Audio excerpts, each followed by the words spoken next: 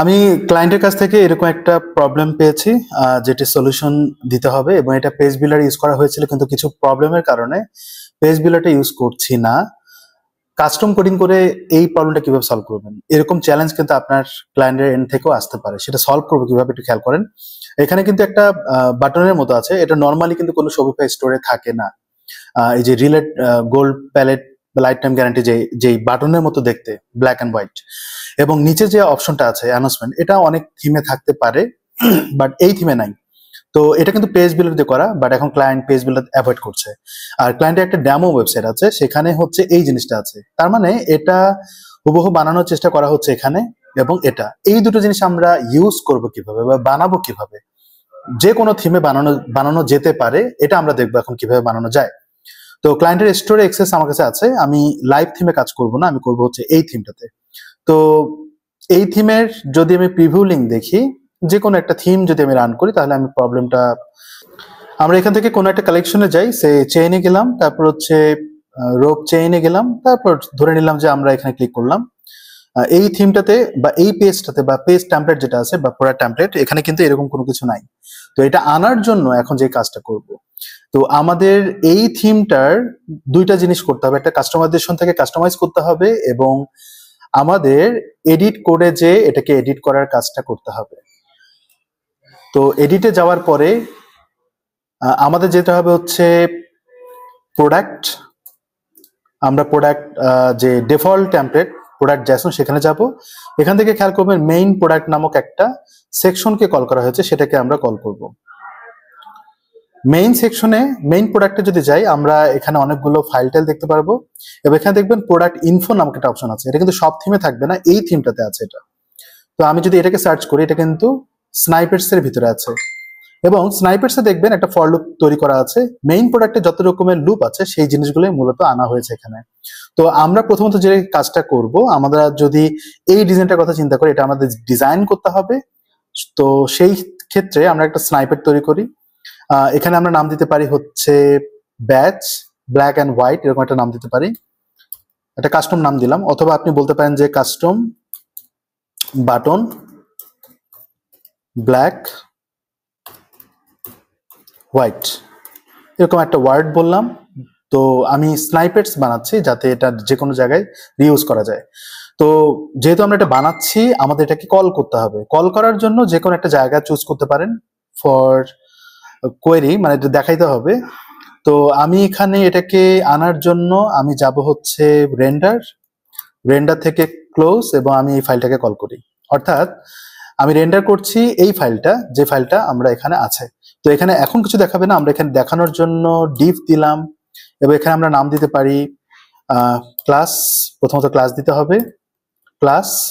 তারপর বলবো যে কাস্টম ব্যাচ ডিজাইনের জন্য।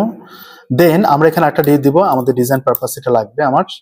তো আমি এটাকে ডিপ দিলাম, এবং এর ভিতরে দুটো পার্ট করব, একটা হচ্ছে ব্ল্যাক, একটা হচ্ছে লাইট, কারণ আমার কিন্তু দুই রকমের অপশন তৈরি করতে হবে। তো আমি এখানে স্প্যান দিয়েও করতে পারি। আচ্ছা, স্প্যান দিলে আমাদের ট্যাগ দিতে হবে, আমি স্প্যান ট্যাগ দিলাম। স্প্যান ট্যাগের ভিতরে আমরা একটা ওয়ার্ড দিব, নাম হচ্ছে রিয়াল গোল্ড প্লেটেড, বা আমি এখানে শুধুমাত্র রিয়াল গোল্ড দিলাম, কারণ আমি এটা ডাইনামিক করব। আর এখানে আমরা দিব হচ্ছে ডার্ক, যেহেতু ডার্ক রিলেটেড ব্ল্যাক বলা হয়েছে, আমি ব্ল্যাক দিলাম। এবং এটাকে আমরা আবার ডুপ্লিকেট করি, করার পর এখানে আমরা বলি হোয়াইট। তো আমাদের এই জিনিসটা যদি অ্যাড করি, আমি এটাকে যদি সেভ করি, এখানেও যদি সেভ করি, এটা কিন্তু ওয়েবসাইটে দেখাবে এটা থ্রুতে। বাট আপাতত আমরা যেটা করব, এটা ডিজাইনে কাজ করব, ডিজাইন করে ডিরেক্ট আমরা তুলবো। তো আমি যদি এখানে বলা যায় যে স্টাইল করি, স্টাইল ডট আমরা এটা দিলাম, এবং এর ভিতরে কিন্তু ডিপ আছে, ডিপটাকে কল করি, এবং ডিপের ভিতরে কিন্তু স্প্যান ট্যাগ আছে, সেটাকে কল করি। আচ্ছা, ডিপের ভিতরে না, হ্যাঁ ডিপটাকে আমরা কল করে নিই, ডিপ তারপর হচ্ছে স্প্যান, এবং এখানে ডিপ তারপরে স্প্যানের একটা পার্ট হচ্ছে ব্ল্যাক, তো আমি ব্ল্যাককে কল করি। এবং এখানে যাওয়ার পরে ডিপ না দিলে চলে, তো আমরা এখানে হোয়াইট দিব, হোয়াইটকে কল করি, ডান। হোয়াইটের ভিতরে কালার দিব হচ্ছে, কালারটা হবে কিন্তু ব্ল্যাক। তো আমি এটাকে ব্ল্যাক করলাম, এবং ব্যাকগ্রাউন্ড কালার হোয়াইট হবে, এটা না দিলেও চলবে। বাট ব্ল্যাকের ক্ষেত্রে আমরা এখানে ব্যাকগ্রাউন্ড কালার অবশ্যই দিব, ব্যাকগ্রাউন্ড কালার। আমরা যদিও কালারটাকে ডাইনামিক করব না, ব্যাকগ্রাউন্ড, এখানে আমরা কালার দিব হচ্ছে 000, এবং সরি ব্যাকগ্রাউন্ড কালার দিব 000, এখানে আমরা বলবো এটাকে হোয়াইট। সো এটা ডান, এখানে কালার না দিলেও চলবে। সো তারপর আমি দিয়ে রাখলাম। আচ্ছা স্প্যানে যদি যাই, আমরা এখানে একটা প্যাডিং এর কাজ করব। প্যাডিং আমি এটাকে দিব হচ্ছে 4 পিক্সেল, ডানে বামে হচ্ছে 12 পিক্সেল দিলাম, একটা প্যাডিং করে ফেললাম। এবং এই ডেটাতে আমরা ডিসপ্লে ফ্লেক্স করি, ডিসপ্লে ডিসপ্লে ইনলাইন ফ্লেক্স করব, যাতে আমাদের জিনিসটা ফুল উইথ না পায়। এবং অ্যালাইন আইটেমস একটা বর্ডার দেই, আমি এখানে বলি বর্ডার 2 পিক্সেল সলিড এবং বর্ডার হচ্ছে 000। এই অংশটুকু দেওয়ার পর আমরা যদি এবার সেভ করি, আমরা আউটপুটটা এখানে দেখতে পারবো। তো আমি যদি রিলোড দেই, এখানে কিন্তু উপরের দিকে দেখা যাচ্ছে, গ্রেট। এটাকে আমরা ডায়নামিক করব বিভিন্ন জায়গায় অ্যাড করার জন্য। তো আপাতত এই যে রেন্ডার করছি এটাকে আমরা তুলে ফেলি, কারণ আমরা এটাকে ডিরেক্ট এখন দেখালে যদি লাইভ থাকে তাহলে প্রবলেম, ক্লায়েন্টের জন্য প্রবলেম, যদিও লাইভ নাই, সো আমরা রাখলেও সমস্যা নেই। এবার এখন যেটা করব, আমাদের এই যে রিয়েল গোল্ড এই যে ওয়ার্ডটা আছে এবং এই দুইটা ওয়ার্ডকে আমরা ডায়নামিক করব। এটা ডায়নামিক করার জন্য এখন যেটা করতে হবে, মেইন প্রোডাক্টে যেতে হবে। যাওয়ার পর এখানে অনেকগুলো ব্লকস আছে, ব্লকস এখানে দেখবো অনেকগুলো ব্লক আছে। আমি একদম নিচে দিকে যাই, কারণ আমরা নিচে দিকে করতে ইজি হবে। অথবা আমি কন্ট্রোল এফ দিলাম, তারপর এখানে সার্চ করি হচ্ছে ব্লকস। সার্চ করলে আপনি ব্লকস এর পার্টগুলো পাবেন, এই যে হচ্ছে ব্লকস। আমরা তাহলে উপরের দিকেই করি। এখানে একটা সেকশন, একটা ব্লক বানাবো, ব্লকের নাম দিব হচ্ছে ব্যাচ, বা বলতে পারি কাস্টম ব্যাচ। এবং এখানে আমরা নেম দিব, নেম বলবো যে কাস্টম ব্যাচ, এবং কমা দেওয়ার পরে আমরা এখানে সেটিংস দিব। লিমিট দিতে পারেন, নাও দিতে পারেন, কোনো সমস্যা নাই। আমি এটাকে দুইটা ওয়ার্ড দিব, দুইটা সেন্টেন্স মেক করার জন্য। তো আমি এটাকে বলবো এখন টাইপ টেক্সট ফরম্যাটে অ্যাড করি। দেন এখানে আমরা দিব হচ্ছে আইডিতে আমরা দিব হচ্ছে, যেহেতু দুইটা মানে বাটন টেক্সট দিব, তো আমরা এখানে বলি টেক্সট 1, এটা বলতে পারেন। আইডি যে কোনো কিছু দেওয়া যায়। আমি এখানে বলবো লেভেলে বলবো যে ব্যাচ টেক্সট, এবং আমি এখানে কমা দেওয়ার পরে এখানে ডিফল্ট কিছু একটা অ্যাড করব। ডিফল্ট যেটা অ্যাড করবো সেটা হচ্ছে প্রথম যে ওয়ার্ডটা আছে সেটা। তো আমি এটাকে কপি করি, কপি করার পর এখানে আমি বসিয়ে দিই, দেন কপি পেস্ট করি, তারপর এখানে কমা দেই। আর এই জায়গাটা আমি বলবো যে টেক্সট টু ব্যাচ টেক্সট, এবং এরপরে যে ওয়ার্ডটা আছে সেটাকে আমরা অ্যাড করে দিই। আমরা কিন্তু ডিজাইনটাকে ডায়নামিক করব না, শুধুমাত্র কন্টেন্টটাকে ডায়নামিক করব এবং কোয়েরি করব ক্লায়েন্ট যখন যেটা যেভাবে চাইবে। এই যে টেক্সট 1 আছে, আচ্ছা এখানে কিন্তু ইরর দেখাচ্ছে কারণ আমরা এখানে কমা দেইনি।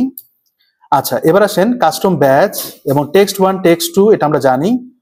কাস্টম ব্যাচটাকে আমরা ডায়নামিক্যালি কল করব কোথায়, এর ভিতরে। তো এই যে আমরা ব্লক টাইপ বলা হচ্ছে ফর লুপ, যারা অলরেডি ব্লক এলিমেন্ট নিয়ে কাজ করতে পারেন বা বোঝেন তারা এটা বুঝবেন। আমরা এখানে এখন বলবো যে ওয়েন যদি আমি কোটেশন দেই এটা কাস্টম ব্যাচ, তাহলে আমরা এখানে যাব এবং আমরা যে উপরে এটা কল করছিলাম এটা তখনই কল হবে যখন সে ব্যাচটাকে কল করবে অ্যাজ এ ব্লক হিসেবে।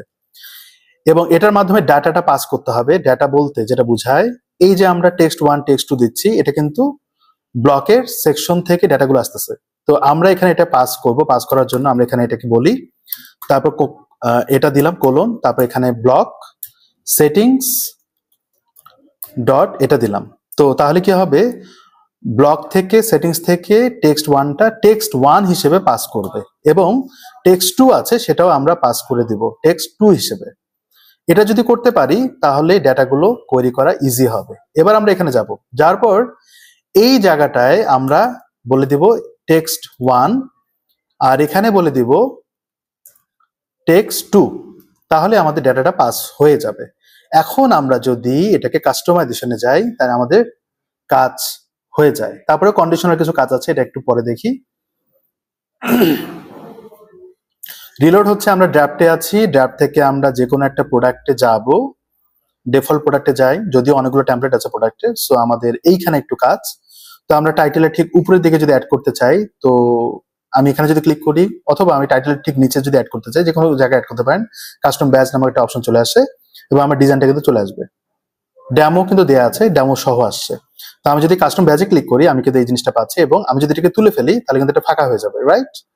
এবং প্যাডিং এর কারণে একটু ফাঁকা স্পেস তৈরি হবে যতদূর আমার মনে হয়। হ্যাঁ, একটা ফাঁকা স্পেস তৈরি হচ্ছে। এটাকে আমরা একটা কন্ডিশনে অ্যাপ্লাই করব যাতে ফাঁকা স্পেস না তৈরি হয়, যে কেউ যে কোনো একটা জিনিস ইউজ করতেও পারে। মানে দুইটা অপশনের মাধ্যমে যে কোনো একটা ইউজ করতে পারে। এই জন্য আমরা বলবো টেক্সট ওয়ান, যদি আমি এখানে বলি এইরকম যে if text one not equal blank, যদি ফাঁকা না থাকে তখনই দেখাবে, ফাঁকা থাকলে দেখাবে না। তাতে যেটা হয় ওই ফাঁকা স্পেসের যে একটা ব্যাপারটা সেটা থাকলো না। ঠিক একইভাবে আমরা এখানে বলবো যে if two not equal blank, এবং এখানে আমরা বলবো যে এন্ড ইফ, তাহলে এই প্রবলেমটা সলভ হয়ে যাবে। এবার আমি সেভ করি, আমরা লাস্ট আরেকবার চেক করে দেখব। তো আমি যদি আমরা মনে হয় এখানে আসছিলাম, হ্যাঁ, তো আমি যদি এখানে রিলোড দেই তাহলে আমাদের কন্ডিশনটা অ্যাপ্লাই হয়ে যাবে।